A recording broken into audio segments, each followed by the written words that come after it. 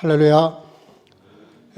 오늘 귀한 예배 오신 여러분, 네 번째 대림절 성탄 2부 주일입니다. 귀한 예배 오신 여러분 진심으로 환영하고 축복합니다. 또 부득이해서 영상으로 예배 드리시는 분들도 환영하고 축복합니다. 우리 옆 사람과 인사하십시다. 잘 오셨습니다. 예배 승리합시다. 하나님은 영이시니 예배하는 자가 성령과 진리로 예배할지니라 하셨습니다. 이제 여러분 모두를 성부와 성자와 성령 이름으로 진심으로 예배 초대합니다.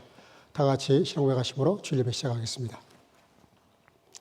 전능하사 천지를 만드신 하나님 아버지를 내가 믿사오며 그 외아들 우리 주 예수 그리스도를 믿사오니 이는 성령으로 잉태하사 동정녀 마리아에게 나시고 본디오 빌라도에게 고난을 받으사 십자가에 못 박혀 죽으시고 장사한 지 사흘 만에 죽은 자 가운데서 다시 살아나시며 하늘에 오르사 전능하신 하나님 우편에 앉아 계시다가 저리로서 산자와 죽은 자를 심판하려 오시리라. 성령을 믿사오며 거룩한 공예와 성도가 서로 교통하는 것과 죄를 사하여 주시는 것과 몸이 다시 사는 것과 영원히 사는 것을 믿사옵나이다. 아멘. 자리에 앉으시고 찬송가 122장을 부르시겠습니다.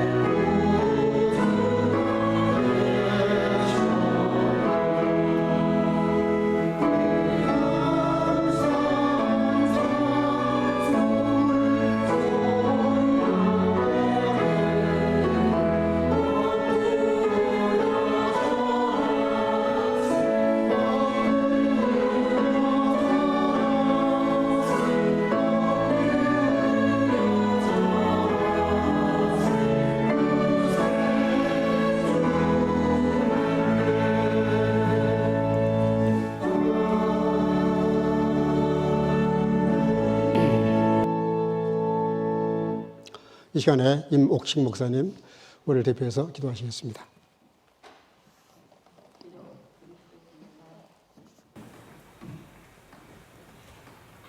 거룩하신 존귀하신 하나님 아버지, 성탄 2부 주일 예배 이 거룩한 날에 우리를 예배자로 불러주심을 감사드립니다.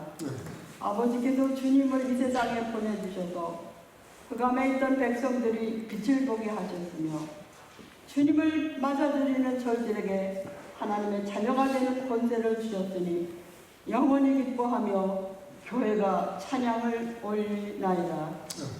이제는 하나님의 아버지 하나님 그 사랑을 입은 자녀답게 살겠습니다. 모든 착함과 의로움과 진실함에 열매를 맺어 드리는 저희들이 되겠습니다. 늘 말씀을 사모하며 그 말씀 안에서 생명의 양식을 삼으며 살겠습니다. 쇠사자 목사님 오늘도 이 말씀을 선포하실 때 그 말씀의 능력이 아버지의 지혜와 총명으로 나타나서 우리의 마음 깊은 곳까지 우리의 골수까지 쪼개는 능력의 말씀이 되게 하여 주시옵소서. 그리하여서 저희들이 변하고 어두움에 더 이상 아버지 거하는 것이 아니라 빛 아래서 생명의 말씀 안에서 살아가게 하옵소서.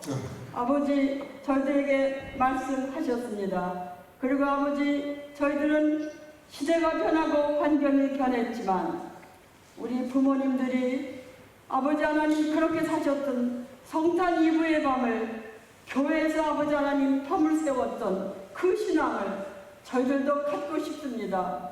오늘 저녁을 하나님의 말씀을 품고 살아가고 싶습니다. 마리아처럼 그렇게 하나님의 아버지 하나님 그 육신이 되어서 이 세상에 오신 주님을 우리 마음속에 모시고 환영하며 즐기며 살아가기를 소원합니다. 아버지 저희들에게 역사하여 주시옵소서. 믿고 구한 것은 받은 줄로 믿으라고 주님 친히 말씀하셨사오니 아버지 이 시간 저희들이 간구해야 될 것을 우리 교회가 전체가 아버지 간구합니다. 교회의 연약한 지체들을 만져주셔서 회복시켜 주시고 삶에 지친 영혼들에게 용기를 주시고 주님의 포도나무에 붙어있는 인내를 저희들에게 허락하여 주셔서 이 성탄을 아버지 하나님 뜻있게 하나님과 함께 보내는 역사의 시간들이 되게 하여 주시옵소서. 아버지 또한 코스대를 위해서 기도합니다. 우리가 아버지 하나님 선교교회라고 너희들은 선교야 처음부터 말씀을 지어주신 우리 교회가 아버지 베를린의 빛이 될 뿐만이 아니라 유럽의 모든 교회를 청소년들을 깨우러 말미암아 교회들을 깨우기를 선교 아버지 하나님 간구하오니 고스때 아버지 하나님 축복하시고 모든 필요한 것들을 아버지 넉넉히 채워주실 줄로 믿습니다. 또한 아버지 하나님 하마스와 이스라엘의 갈등을 해결해 주시고 우크라이나의 전쟁을 종식시켜 주셔서 샬롬으로 이 땅에 오신 주님으로 인하여서 그곳에 아버지 하나님 평화가 임하게 하여 주시옵소서. 아버지 또한 내일 성탄주의를 준비하는 우리 초등부, 중고등부 성가대를 축복하여 주시옵소서. 평안의 더함이 무궁하면 주님의 그 능력으로 하나님의 아버지 하나님 그 충만하심으로 하나님을 아는 지식에 더 풍성하게 축복하여 주시옵소서. 아버지 우리에게 늘 아버지 하나님 구원을 주시고 죄에서 사망에서 구원하여 주신 예수 그리스도의 이름으로 기도드리옵나이다. 아멘.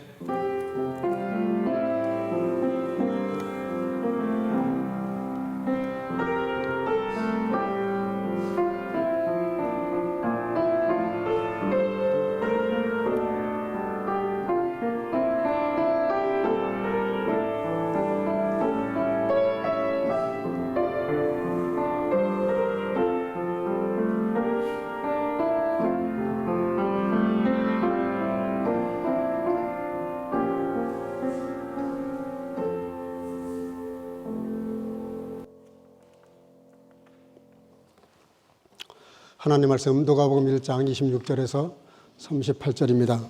오늘도 천천히 한 목소리로 같이 읽도록 하겠습니다.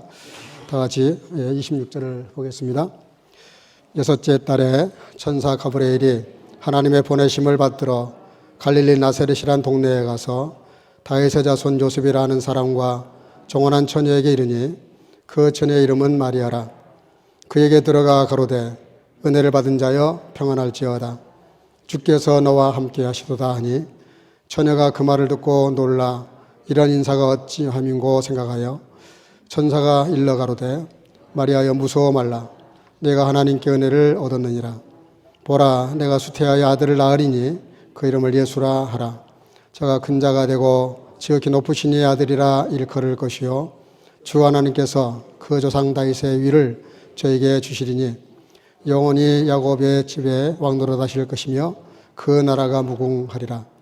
마리아가 천사에게 말하되 나는 사내를 알지 못하니 어찌 일이 있으리이까. 천사가 대답하여 이르되 성령이 내게 임하시고 지극히 높으신 이의 능력이 너를 덮으시리니 이러므로 나실 바 거룩한 자는 하나님의 아들이라 일컬으리라. 보라 내 친족 엘리사벳도 늙어서 아들을 배었느니라. 본래 수태하지 못한다 하더니가 이미 5달이 지났나니 대저 여호와의 모든 말씀은 능치 못하심이 없느니라.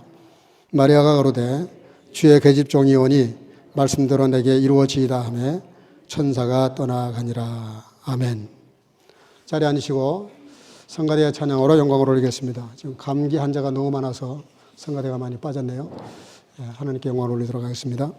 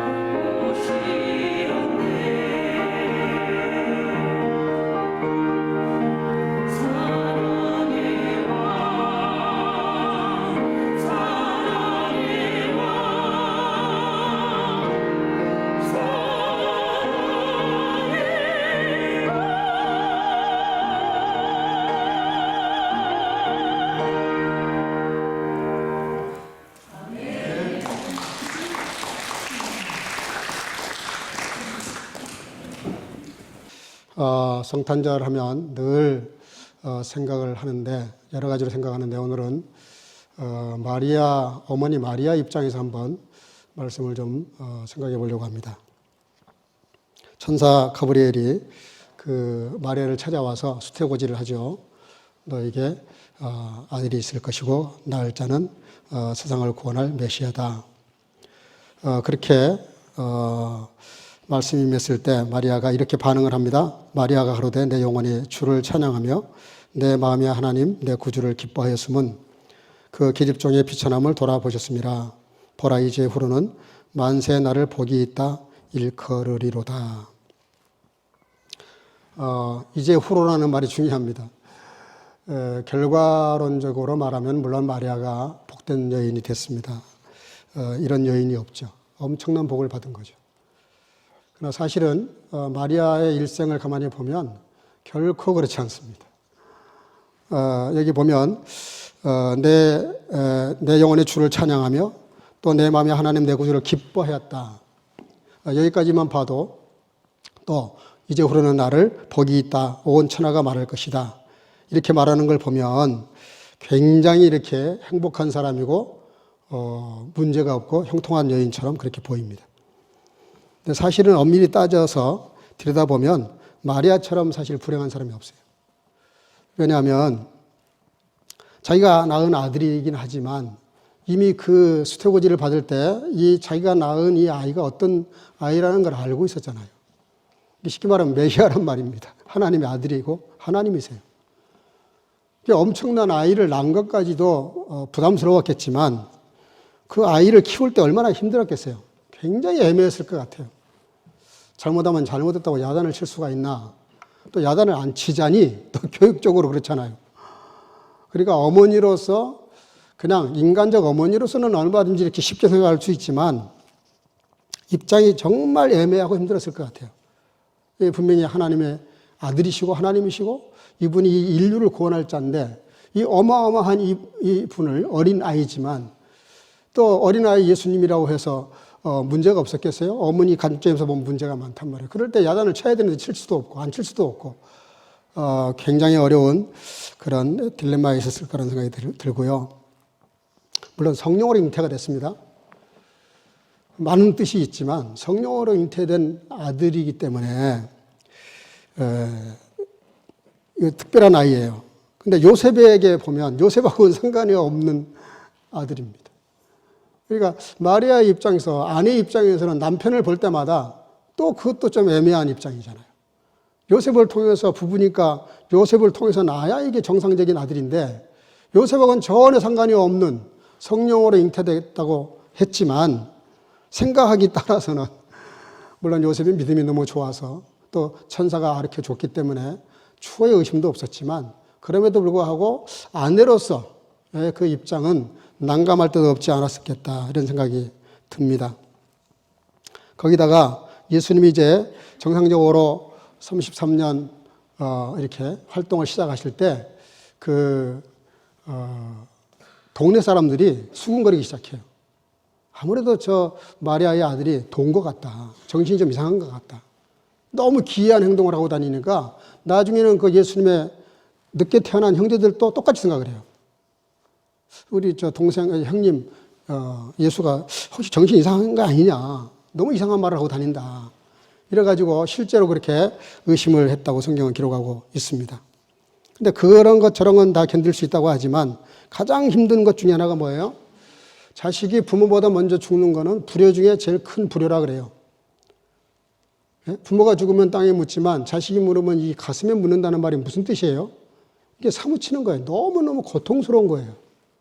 근데 그 죽는 장면을 또 지켜봤잖아요, 밑에서. 자기 아들이 누구한테 욕을 좀 먹어도 기분이 확 나쁜데 누군가가 내 아들을 괴롭힌다는 소리 들으면 쫓아가서 한 대 줘받고 싶은데 지금 자기 눈앞에 벌어지는 장면을 한번 상상을 해보세요.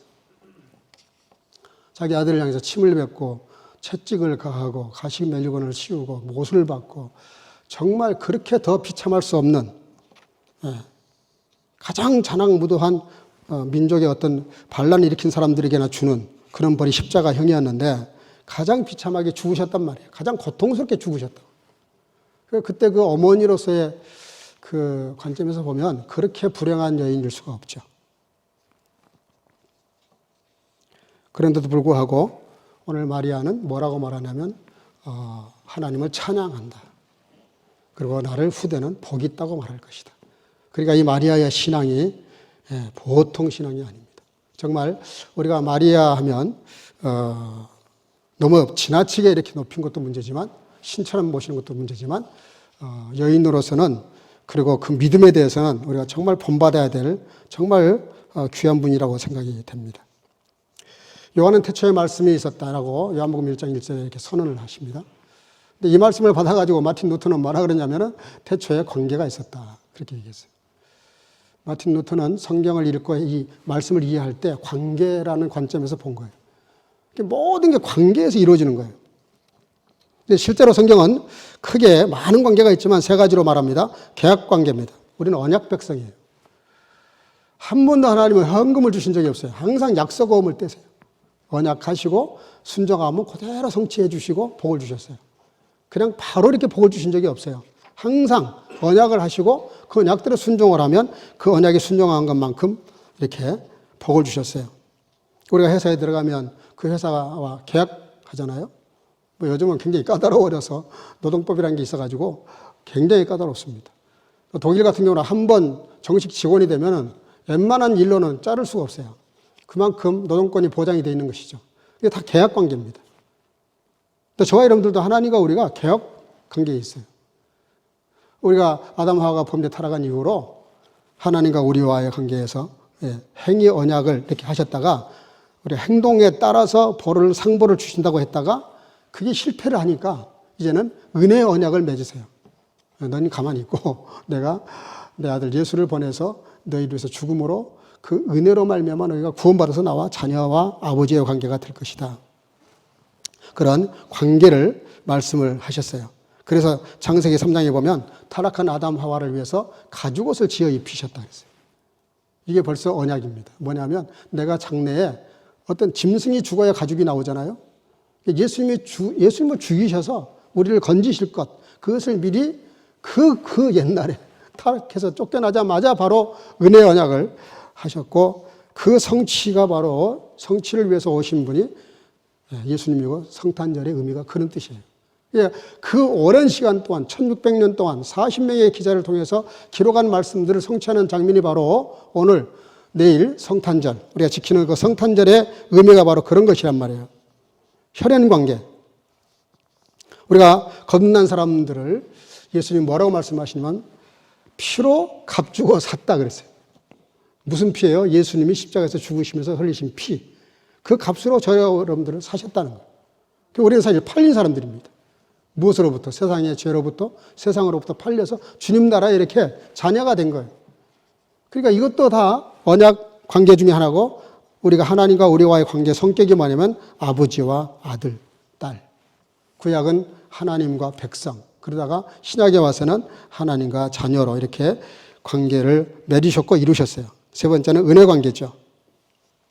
오늘 그 성탄이 마리아에게 임하시는데요. 직접적으로 임하셨는데요. 은혜 관계가 뭐냐면 오늘 가브리엘이 와서 뭐라 그러냐면 은혜를 받은 자여 평안할지어다. 주께서 너와 함께 하시는도다. 28절에. 그리고 또 천사가 일러 가로되 마리아여 무서워 말라. 네가 하나님께 은혜를 얻었느니라. 여러분 은혜가 뭔지 조금만 설명할게요. 은혜는요 깨닫는 것이 은혜입니다. 깨닫는 것. 우리 은혜에 그러면 뭔가 많이 주어져야 은혜 받았다고 생각을 해요. 근데 실은 그렇지 않습니다. 여러분들 우리가 한 가지 알아야 될 것은 이미 저와 여러분들에게 엄청난 것들이 주어져 있어요. 근데 그거를 모르고 있는 거예요. 왜냐하면 여기 은혜를 받을 자여 그렇게 말하지 않았어요. 은혜를 받은 자여 그랬어요. 이미 마리아는 은혜를 받은 상태였어요. 근데 그걸 좀 깨우치는 거예요. 너는 이미 은혜를 받은 자다. 은혜를 받을 자가 아니다. 그런 얘기예요. 마리아 무서워 말라. 내가 하나님께 은혜를 얻었느니라. 이것도 과거형이에요. 이미 은혜 얻었어요. 근데 우리는 은혜 얻으려고 그래요. 자꾸. 이게 자꾸 이 밸런스가 안 맞아. 하나님과 우리가 언밸런스가 돼가지고 자꾸 이렇게 커뮤니케이션이 잘 안 돼요. 무슨 얘기냐면 뭐가 은혜냐? 은혜를 얻을 것이 아니라 은혜를 이미 얻었고 은혜를 받을 자가 아니라 이미 은혜를 받았다. 그래서 은혜라는 건 뭐가 은혜냐? 깨닫는 게 은혜다. 깨닫는 것이 은혜입니다. 저와 여러분들은 이미 하나님으로부터 어마어마한 축복들을 이미 받은 자인 것을 깨달으시길 바랍니다. 그게 진짜 은혜입니다. 여러분들 제가 병원에 한 6주 동안 입원한 적이 있었거든요. 제가 그전에는 몰랐어요. 테니스도 매주 월요일마다 하고 말이죠. 정말 건강하게 살았는데 한 6주 동안 병원에 입원을 해보니까, 물론 여러분들 잘 모르실 거예요. 그때 주일날은 어김없이 과장한테 허락받고 의사한테 받고 와서 설교를 했으니까, 그것도 일부러 여러분 방학 때 그렇게 했으니까 그때 제가 입원한 걸 아무도 몰랐었어요. 근데 그 병원에 누워가지고 이렇게 창밖을 보니까 면회 오시는 분들이 있더라고. 근데 이렇게 걸어 들어오는데 그 걸어서 들어오는 분들이 그렇게 부러울 수가 없었어요. 왜냐하면 제가 그때 이 반투샤이버가 포팔이 돼가지고 다리가 너무너무 잡아 당기는 고통 때문에 걷기가 힘들어서 휠체어를 주려고 그랬어요, 병원에서. 겨우 간신히 이렇게 걷는. 여러분들, 제가 그때 깨달은 게 뭐냐면, 내가 얼마나 건강한 게, 걸어서 내가 교회 왔다는 거 하나만 해도 여러분들 큰 축복입니다. 근데 우리 그거 잘 몰라요. 얼마나 우리가 복된 자리에 있는지 모른다니까. 오늘 이 시간에 말씀을 마치고 나면 저와 여러분들이 하나님의 엄청난 복을 이미 받았고, 은혜를 받았고, 은혜를 누리고 살고 있고, 하나님의 사랑을 받았고, 그 사랑 가운데 살고 있음을 깨달으시기를 다시 한번 축복합니다. 그걸 깨달아야 그게 은혜입니다. 근데 그 은혜가 우리에게는 거저 주어졌습니다. 근데 하나님 편에서는 그렇지 않았어요. 하나님 편에서는 자기 아들을 내려보내서 죽이는, 이게 여러분들 말이 됩니까? 절대로 인간적으로 설명이 안 되는 얘기입니다. 어떤 부모, 미친 부모가 저 깡패 같은 놈, 저 천하의 저 쓰레기 같은 놈을 위해서 내 아들을, 저놈 대신해서 자기 아들을 죽일 부모가 세상에 어디 있겠어요? 그 사랑을 표현할 방법이 없으니까 아가페라는 이름으로 이렇게 그 사랑을 설명하려고 그래요. 조건 없는 사랑. 근데 그걸로도 모자랍니다, 사실은. 어떤 부모가 자기 자식을 죽이는 건 고사하고 좀 밖에 내다 놓는 것도 마음이 불안해서 못하는데 어떤 부모가 그렇게 하겠어요? 그래서 우리는 은혜를 생각할 때 값싼 은혜를 생각하시면 안 됩니다. 우리가 하나님의 은혜를, 그 엄청난 은혜를 받았지만 그 은혜를 위해서 예수님, 하나님이 치루신 대가, 예수님이 감당했던 그런 고통, 고난, 이런 것들을 좀 헤아리면서 은혜를 생각해야, 그래야 그 은혜가 가치가 있고 그게 정말 마음에 와 닿는 거예요. 자기 자식을 생각해보면 금방 답이 나와요. 그 사건을 이렇게 우리에게 암시적으로 보여줬던 것이 모세, 출애굽할 때, 장자를 다 죽여버릴 때 이스라엘 백성들에게만 장자가 죽지 않거든요. 그 유월절이라고 그래요, 그걸. 그것이 바로 뭐냐면은 건너뛰었다는 건데, 이렇게 넘어뛴 건데, 저와 여러분들 다 벌받아서 죽어야 될 존재인데, 그거를 뛰어넘으셔서 우리를 벌을 주시지 않고 예수님이 대신 벌받아가지고 그걸 땜질을 하신 거예요. 그래서 우리가 구원받은 거죠. 그리고 얼마나 많은, 조금 전에 말씀드렸지만 1600년 동안 40명의 그 많은 성경 저자들과 선지자들과 제사장들과 그 많은 일들을 통해서 구원을 성취하시기 위해서 우리에게 보내신 예수 그리스도, 그분이 탄생한 날이 성탄절이기 때문에 성탄절은 너무너무너무 기쁜 날이에요. 이보다 더 기쁜 날이 없어요. 그렇지만 너무너무 슬픈 날이고 고통스러운 날이에요, 하나님 쪽에서 보면. 오늘 성탄이 임하는 사람, 오늘 마리아 입장에서 좀 생각해 보겠다 그랬는데, 성탄이 임하는 사람은 어떤 사람에게 임하냐면, 오늘 본문 28절, 30절, 그에게 들어가 가로되 은혜를 받은 자의 평안할지어다. 천사가 일러 가로되 마리아여 무서워 말라. 내가 하나님께 은혜를 얻었느니라. 초대에 말씀드렸습니다마는 성탄이 어떤 사람에게 임하냐면 은혜를 깨달은 사람, 특별히 하나님의 나를 사랑하신 그 사랑과 그걸 이루시기 위한 과정을 이해한 사람. 그래서 신앙은요, 연조보다 은혜를 깨달은 사람이 먼저입니다. 신앙생활 아무리 오래 했어도요, 이게 신앙이 뭔가 좀 잘못되고 꼬여있는 사람들은 이렇게 일반적이지를 못해요. 세상 사람들보다 더 이상하게 꼬여있어요. 순수하게 해석을 못하고, 좋은 것도 좋은 걸로 받아들이지 못하고, 그리고 엉뚱한 행동을 자꾸 해요. 근데 자신도 잘 몰라요. 근데 요셉이나 다윗이나 다니엘 같은 사람들 보면 이미 젊었을 때, 어렸을 때 그 하나님의 은혜를 깨닫습니다. 그리고 그 은혜를 의존해서 계속 모든 일을 대처하니까 절대로 어그러지지가 않아요. 문제가 생길 때마다 더 하나님을 의지해요. 제가 이렇게 목회를 해보니까 연조가 중요합니다. 올해 여기 계신 우리 장로님들, 권사님들은 정말 어떻게 보면 생사를 같이 하신 분들이에요. 꾸준히 변함없이 지금까지. 정말 저는 존경하고요. 정말 사랑하시는 분들이에요. 그러니까 그 연조만 갖고는 얘기할 수 없어요. 왜 훌륭하냐면 변함없이 주님을 사랑하면서 교회를 섬기기 때문에, 그리고도 겸손하게 자기를 감추고 오른손이 하는 걸 왼손이 모를 정도로 그렇게 열심히 교회를 희생적으로 섬긴다는 것 때문에 연조가 중요한 거죠. 그렇지 못하면 먼저 된 자가 나중돼 버리고 나중된 자가 먼저 되는 일도 생기죠. 유무식도 상관없어요. D.L. 무디 같은 목사님은 배운 게 일천한데도 전 세계를 영적으로 들었다 놨다 할 정도로 그런 능력 있는 삶을 살았어요. 그분이 은혜를 깨달았기 때문에 그렇습니다. 은혜를. 얼마나 그분을 교회가 신뢰를 안 했냐면 교사를 안 시키려고 그랬어요. 자기는 교사하고 싶은데. 공부도 못한 사람이 구두나 닦아주고 구두나 이렇게 꼬매는 사람이 뭘 아이들을 가르치나. 그러니까 무슨 조건으로 교사를 줬냐면요. 너가 가서 주일학교에 네 반을 데려와. 네가 데려온 아이들을 맡겨줄게. 그래서 정말 이분이 동네 나가서 아이들을 끌고 왔는데 교회 다른 전체 다 숫자보다 더 많은 아이들을 데려온 거예요. 그래서 그렇게 교사를 했다는 기록이 남아 있습니다. 여러분들 신앙은 유무식이 문제가 아니고요. 소유의 문제도 아니고요. 연조의 문제도 아닙니다. 은혜를 받아야 돼요. 은혜를. 여러분들 교회 나오셔서 가장 시험 들기 좋은 사람이 누구냐면 은혜 받지 못하고 교회를 섬기면 정말 시험 듭니다. 그렇잖아요. 우리 시험을 세상에서 받는 게 아니잖아요. 물론 세상에도 힘든 일이 많지만 교회에서 신앙생활 하다가 시험 드는 거 보면 다 대부분 교회 안에서 시험 들어요. 근데 상대방이 잘못해서 시험 들기도 하지만 내가 그걸 잘못 대처해서 시험 들어요. 실제는 10%도 안 되는 걸 가지고 90% 반응을 이상하게 해가지고 문제를 더 크게 만들고 꼬이게 만드는 경우가 어떤 경우예요? 은혜 받지 못하고 인간적인 동기를 가지고 어떤 공명심이나 명예욕이나 누가 나를 알아주기를 원해서 그렇게 하면 안 알아주면 시험 들어버립니다. 그래서 제가 가끔은 너무 열심히 내면 제가 못하게 해요. 스톱. 거기까지만. 더 하지 마. 빤히 보이거든요, 그게. 여기서 더 나가면 그거 자기 하는 것만큼 기대치가 있잖아요. 근데 그 반응을 그렇게 안 하거든요, 사람들은 보통.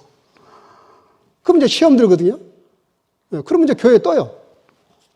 참 문제죠, 그런 거는.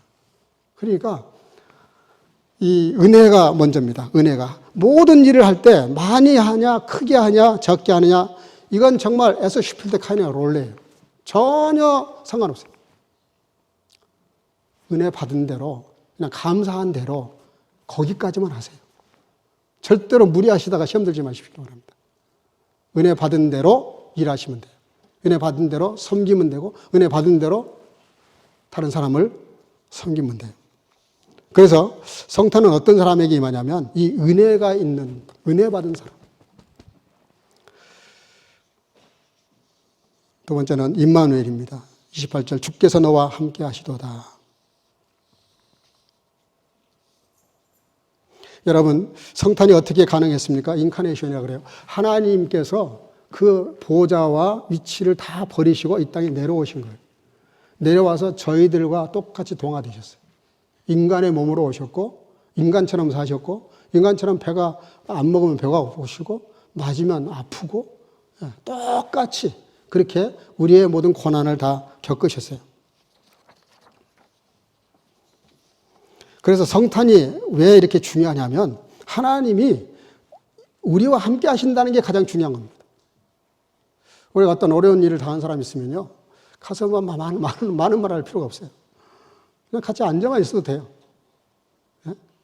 같이 슬프면 슬퍼해주고, 하소연하면 하소연 들어주고, 너무 힘들어하면 좀 거들어주고. 같이 한다는 게 얼마나 큰 축복인지 모릅니다. 이미 다 알기 때문에 제가 다 설명하지는 않아요. 그러나 성경 인물 중에서 그 신앙이 그가 뭘 했다는 게 아무 기록이 없는데도 불구하고 굉장히 중요한 인물로 거론한 사람이 있어요. 에녹입니다. 그 신앙은 아무것도 그 한 행적이 없어요. 그냥 뭐라고 말하냐면 하나님과 300년을 동행했다. 함께 했다 그 말입니다. 함께 하는 것이 얼마나 중요합니까? 부부지간에 얼마나 싸우고 다투고 막 밀고 땡기고 해요? 근데 중요한 게 뭐예요? 함께 했다는 게 중요한 거예요. 한평생을.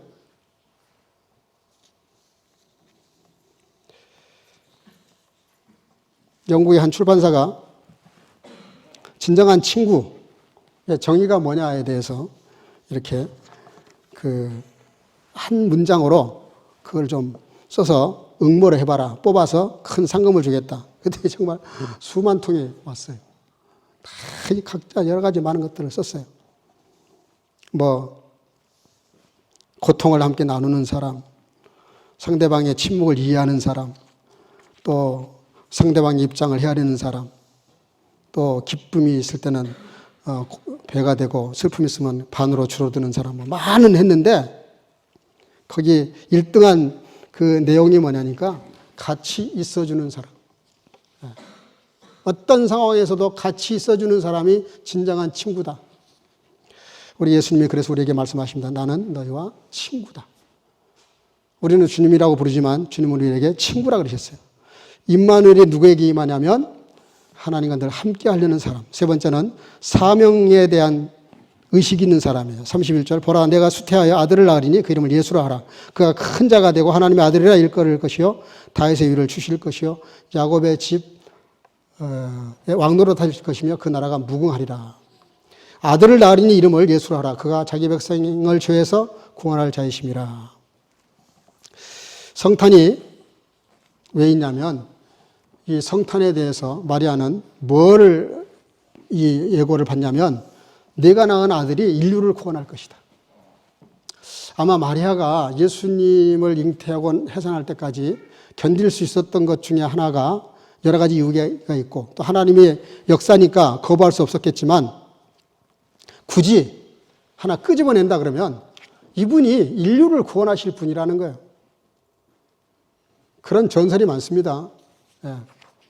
꿈에 그런 암시를 받았다든지 이래가지고 자기가 태어날 아이가 세상을 구한다든지 영웅이 된다든지 왕이 된다든지 이런 꿈을 꾼 사람들이 많이 있어요. 근데 마리아가 예수님을 잉태해서 낳기까지 그리고 그를 끝까지 자녀로 잘 이렇게 키웠던 것 중에 하나가 뭐냐면 내가 낳은 이 아들이 인류를 구원할 뿐이다. 어마어마한 사명을 가지고 태어난다는 사실을 안 거죠. 그것을 천사로부터 고지를 받았고 마리아는 거기에 충실했습니다. 그래서 아마 십자가 밑에서 예수님이 돌아가시는 장면을 보고도 덤덤하셨을지 몰라요. 왜냐하면 거기에 마리아의 반응이 별로 없어요. 내 아들을 왜 죽이느냐고 하소연한 얘기도 없어요.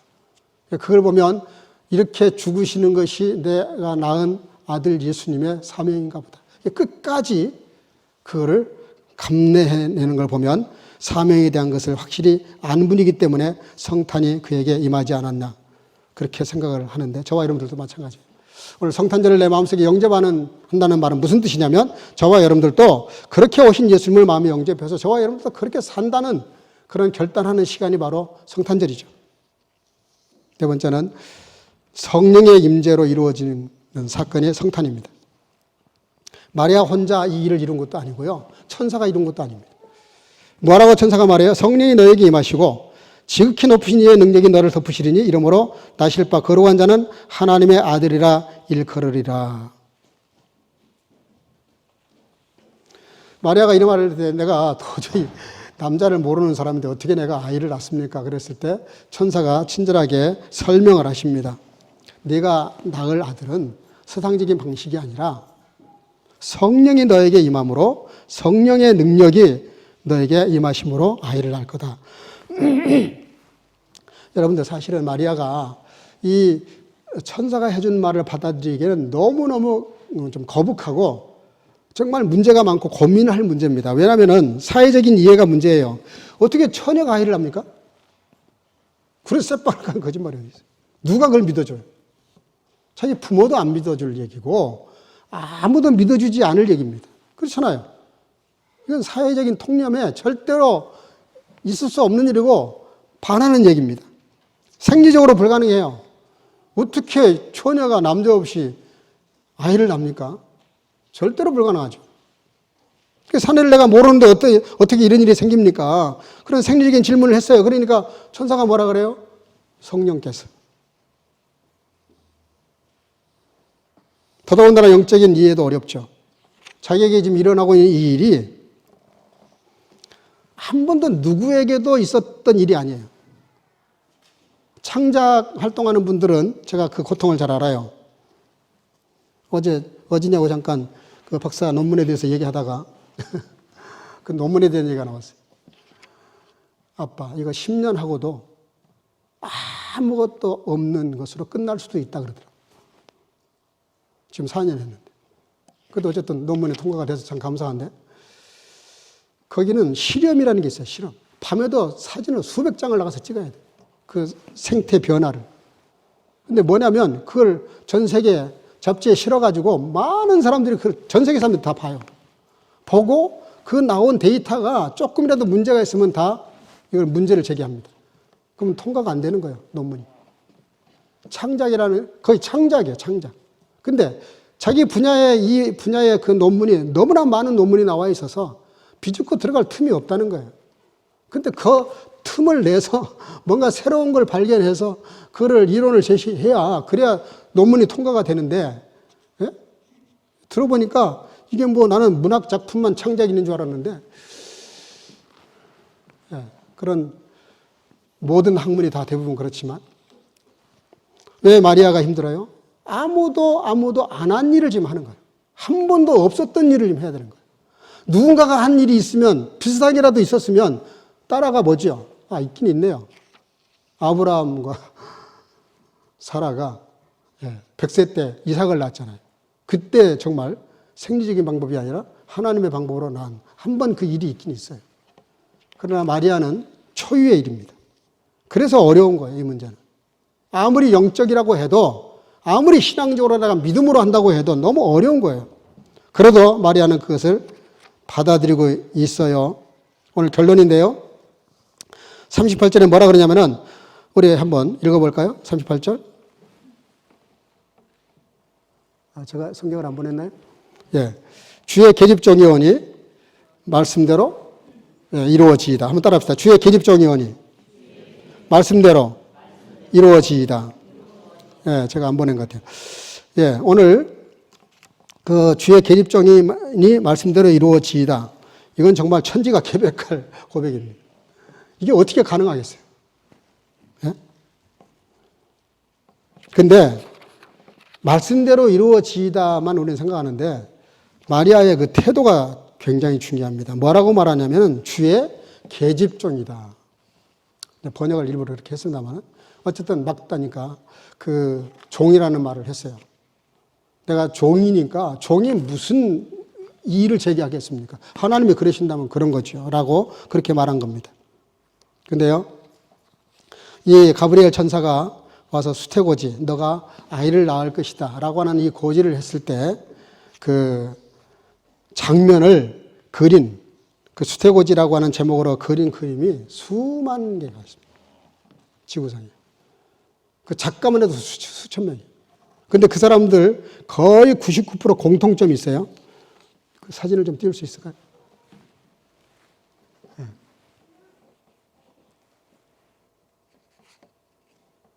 이건데요. 조금, 예. 저쪽 왼쪽에 있는 분이 가브리엘 천사고요. 오른쪽에 있는 게 지금 마리아인데, 그 앞에 있는 그 탁자가 성경책입니다. 성경책을 이렇게 펴놓은 거. 성경책에 이렇게 넘기는 장면입니다. 마리아가 주의 계집종이오니 말씀대로 이루어지이다. 이 말을 한 이유가 뭐냐면, 모든 이 그림, 이 수태고지를 그린 모든 작가들은 다 똑같이 다른 모습이지만 성경책을 이렇게 열어보는 거를, 성경책을 보고 있거나 여는 것을 또 넘기는 장면을 다 공통적으로 집어넣었어요. 그 이유가 뭐냐면, 이게 주의 계집종이오니 말씀대로 이루어지이다. 이게 하루아침에 안 된다는 거죠. 매일 말씀을 묵상하고 말씀을 사랑하고 정말 말씀에 깊이 빠져서 그 말씀이 나를 지배하고 통제하고, 내가 말씀 속에, 말씀이 내 속에. 그래서 내가 성경을 읽지만 너무 많이 읽다 보니까 성경이 이제 나를 읽어가는, 그래서 성경이 해석하는 대로 자기를 이해하는, 그렇게 수준이 높아지지 않으면 절대로 아멘할 수 없다는 거죠. 오늘 이 마리아가 주의 계집종이오니 말씀대로 이루어지이다. 여기 중요한 것은 말씀대로 이루어지이다가 중요한 거예요. 예? 목사도 마찬가지예요. 말씀대로 안 하면 평생 목사했어도 그거 다 빵점이요. 아무 소용없어요. 누구든 상관없어요. 교회에서. 말씀대로 안 하면 그 직분이 그렇게 중요한 게 아니에요. 물론 중요해요. 물론 중요합니다. 그런데 말씀보다 더 앞설 수 없단 말이에요. 칼빈주의를 우리가 추정하는데, 칼빈주의가 뭐냐면은 말씀이 가는 데까지만 가고 수도하면 같이 수도하고 쭈릭하면 같이 쭈릭한다. 이게 칼빈주의 신학의 모토예요. 그게 성경을 억지로 풀려고 하지 않아요. 성경을 해석해가지고 답이 없는 거는 모른다고 써요. 그게 칼빈 신학자의 어떤 면에서 위대한 점이에요. 마지막 결론이 뭐냐면, 이렇게 해서 결론은 뭐냐면, 이 모든 역사가 이루어지게 되는데,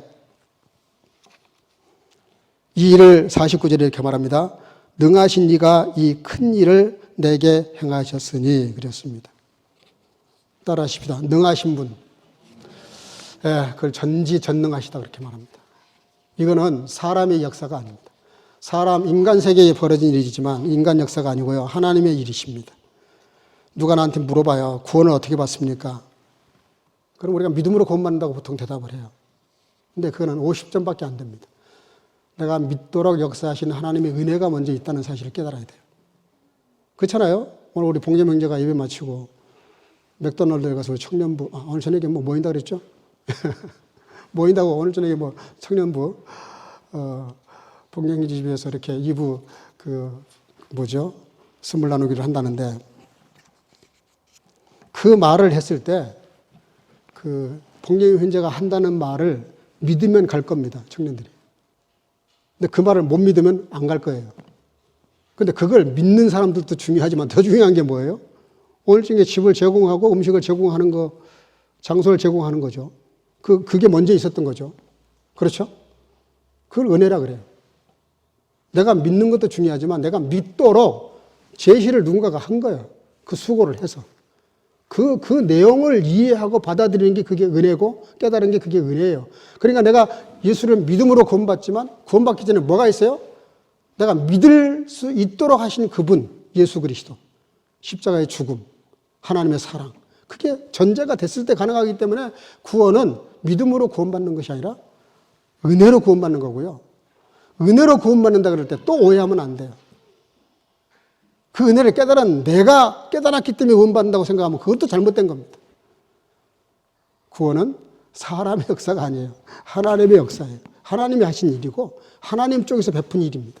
그래서 구원을 무엇으로 구원받습니까? 믿음으로 구원받지만 그 믿음은 은혜로 구원받고, 은혜로 믿음이 됐고, 그 은혜는 뭐예요? 은혜를 베푸신 하나님 때문에 구원받습니다라고 말해야 정답이에요. 다시 한번, 우리가 구원을 어떻게 받는다고요? 믿음으로.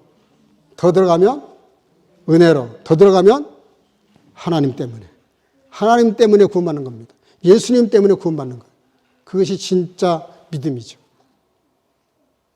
자, 은혜를 받은 자여, 주께서 너와 함께 하신다.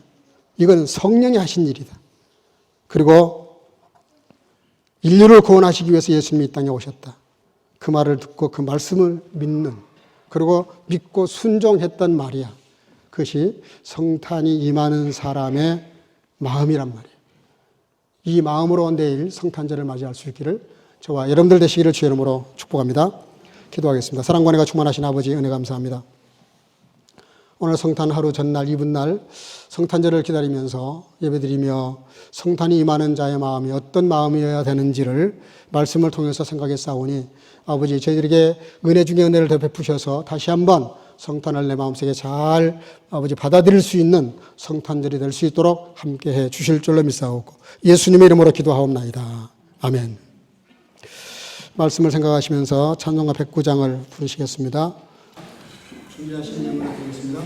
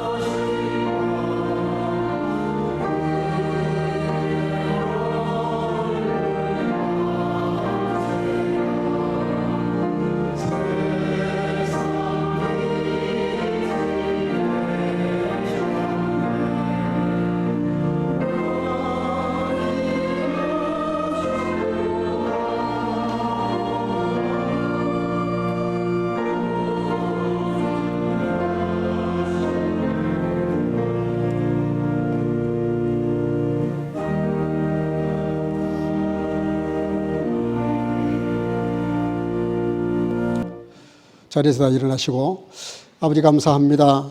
성탄을 하루 앞두고 성탄 이브에 주일 예배로 드릴 수 있도록 인도하신 아버지, 오늘도 여러 모습으로 예물을 드렸습니다.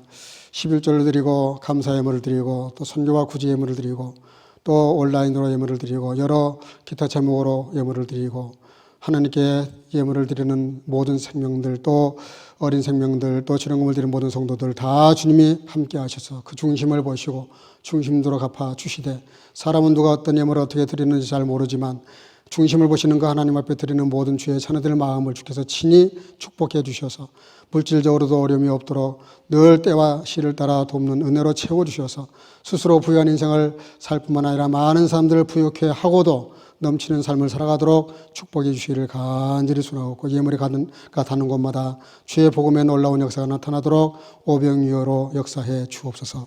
예수님 이름으로 간절히 축복하고 봉헌하며 기도하옵나이다. 아멘.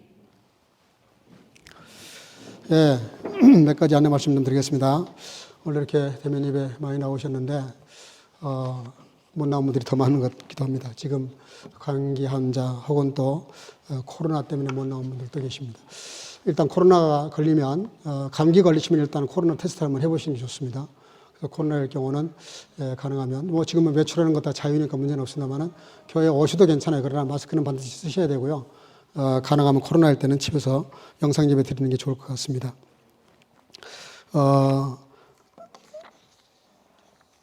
예, 오늘 예배 마치면 그 독일 특유의 음식이죠.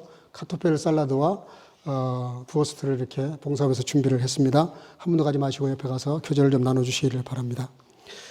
내일은 잘 아시는 대로 성탄절 특별 축하 예배를 드립니다. 모든 부서는 축하 순서를 준비해 주시기를 바라고요. 특별히 또 저 뒤에 봉투가 있으니까 가져가셔서 성탄 축하 예물을 드리는데 부탁드리는 것은 절대로 그 성탄 예물을 드릴 때 함부로 하시면 안 돼요. 그거는 생일을 맞이하신 예수님께 대한 결례입니다. 차라리 안 드리는 게 낫습니다. 마음이 없는 예물을 하지 않는 게 좋아요. 그래, 친구가 생일을 맞이해도 그렇잖아요. 선물을 정성껏 이렇게 마음으로 준비하는데, 예수님의 생일을 가끔 보면은 교회 중직자인데 어떻게 이런 식으로 예물을 드렸나 그럴 때가 있을 때 있어요. 절대로 그렇게 하면 안 됩니다. 그거는 돈의 문제도 아니고 헌금의 문제도 아니고요. 기본 예의의 문제입니다. 예수님 생일을 축하하는 마음으로 예수님께 드리는 거지 교회에 드리는 게 아니에요. 오해하시면 안 됩니다. 그러니까 잘 믿음으로 하시기를 바랍니다. 예배 마치고 우리 대성 형제는 축하하도록 그렇게 하겠습니다. 또 달력 안 가져가신 분들 지난주 또 꼭 가져가시길 바라고요. 집에다 꼭 걸어 놓으세요. 그래야 내가 교회 다닌다는 것도 이렇게 표시도 하고 메모할 수 있고 좋습니다. 코스테 다시 한번 강조합니다. 우리 교회가 가장 올인할 정도로 하는 사역입니다. 우리가 선교부에서 최선을 다해서 그 선교비를 만들어서 후원도 하지만 참석하는 게 더 중요합니다. 그래서 우리 어른들은 말할 것도 없고 우리 청년부 100% 다 갈 수 있도록 그렇게 우리 청년부 회장을 시작해서 임원들이 최선을 다해 주시기를 바랍니다. 이번에는 가능하면 우리 청년들이 참석을 해도 간사를 하지 않도록 하려고 그래요. 너무 간사를 하다 보니까 은혜는 못 받고 그냥 맨날 뛰다가 그냥 오는 것 같아서 미안해요. 그래서 가능하면 이번에는 간사를 좀 다른 교회도 좀 맡기고 은혜 받도록 그렇게 배려를 하려고 합니다. 많은 참석을 바라고요.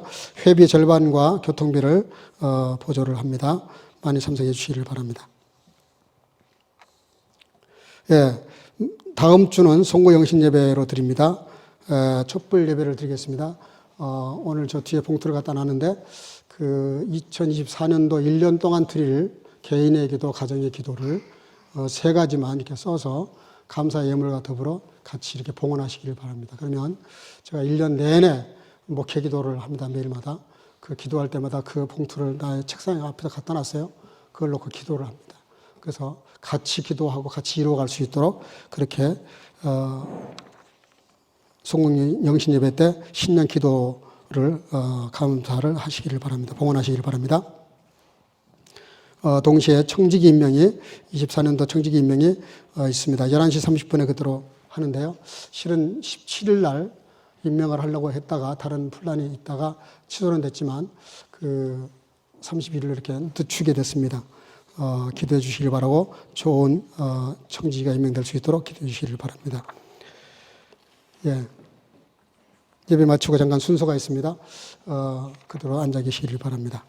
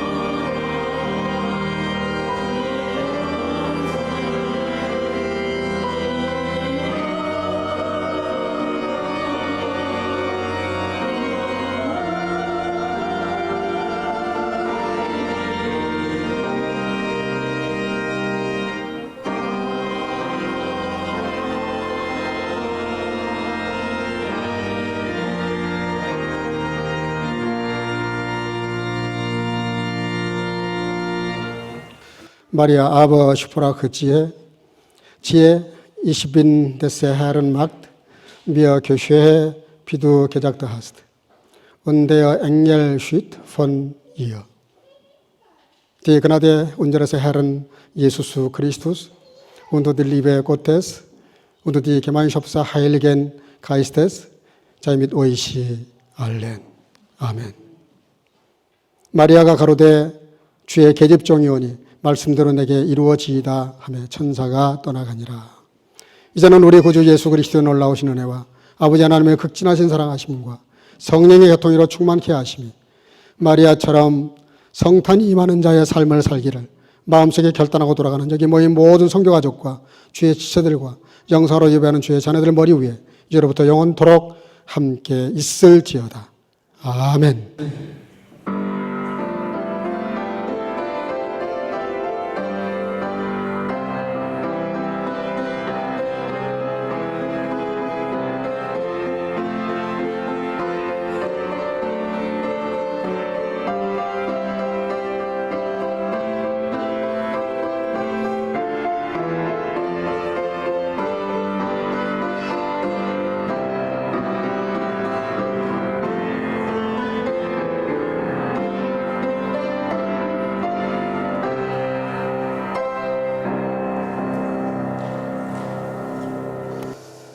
예, 잠깐만 자리에 앉으시고요. 오늘 그 생일을 맞이한 분이 있는데, 안미애 집사인데, 거기도 감기 몸살로 지금 오늘 못 나왔습니다. 그래도 축하는 영상으로 하겠습니다. 감사한 것은 우리 최은진 자매님, 한국 잘 다녀왔습니다. 어디 있어요? 최은진 자매? 오늘 못 왔나요? 저 뒤에. 예. 한국만 갔다 오면 다들 이뻐져요. 예, 박수로 환영하겠습니다. 예. 지금 우리 권사님 되셨지만 옛날에 우리 교회 예말리게 우리 성역교회 한 12년 동안 이렇게 섬겼던 우리 김정은 권사님 또 김성원 집사님 이렇게 오늘 같이 이렇게 예배 오셨습니다. 잠깐 일어나세요.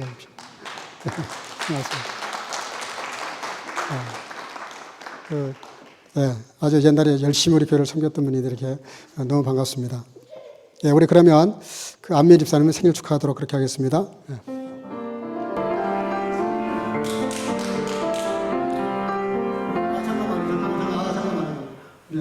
우리 너무너무 어려운 시험인데요, 그게.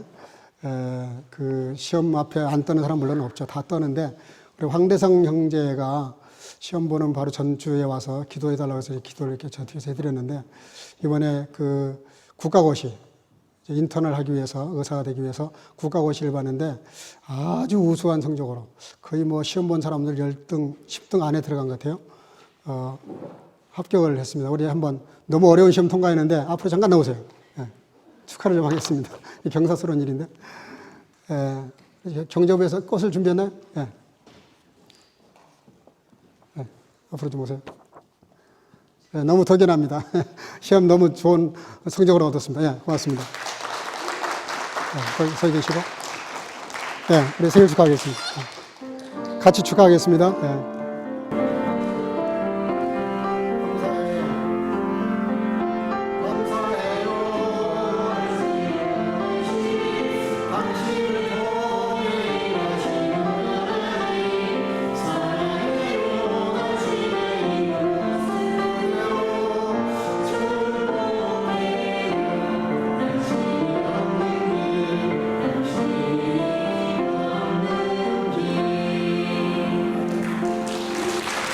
네, 우리 저기 저 뒤에 우리 신명희 자매님도 스위스에서 이렇게 방문 왔습니다. 잠깐 인사할까요? 네, 반갑습니다. 네.